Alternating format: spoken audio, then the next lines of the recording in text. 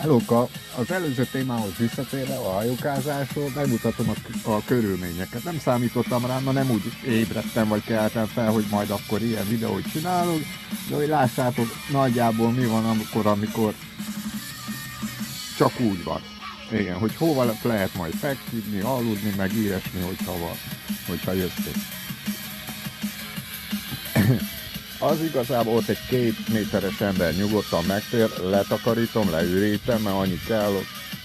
Egy hálózsák már oda be van készítve, az a Himalájára való.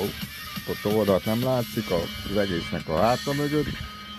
Ott egy másik ágy, hát azon egy kis, én mondjuk elférek. Nagy nehezen 1,80 vagyok. Én úgy gondoltam, hogy az egyik alszik, a másik vacser, úgy értem, figyel, mehetünk éjszaka is, amúgy is ha le kell horgonyozni, akkor kell figyelni.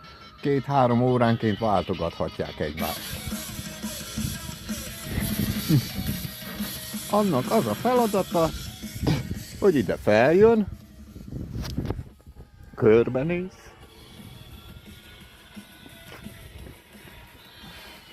megnézi a rendszer mit mutat, itt vannak mindenféle applikációk, könnyű használni, le sokat izélni.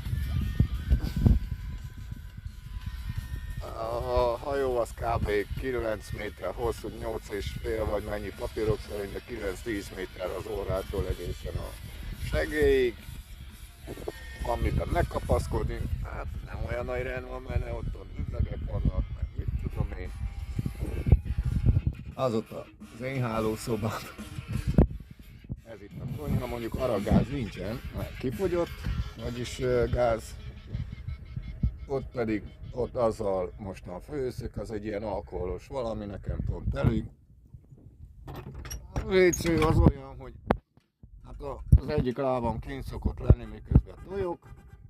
Na ezeken kicsi hajó, annyi. De éppen el lehet venni. Lényegében egy kirándulás, úgy kell.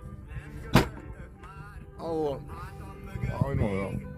egy-két gram cuccos, 5-10 liter nafta, benzin, meg kajapia. Azt akkor mehetünk.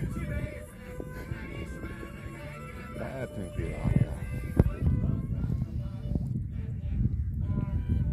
Szebb jövőt!